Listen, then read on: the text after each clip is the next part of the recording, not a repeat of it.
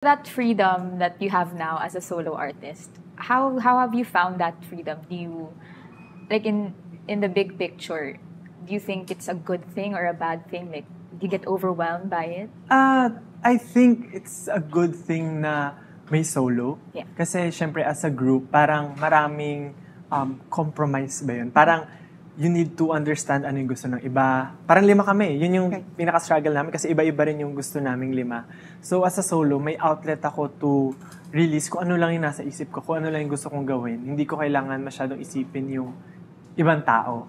Hindi naman sa pagiging selfish, pero syempre, kailangan mo rin ng sariling outlet. Kasi pag parang isipin mo, hala, magugustuhan kaya ito ng ibang tao, parang di ka makaka-move forward. So, at least sa SB19, meron kang ganon na challenge para mas ma-improve mo yung kailangan mong i-improve. Sa solo, ito yung parang relax and parang, ito lang yung gusto kong gawin. Sige, gawin lang ng gawin.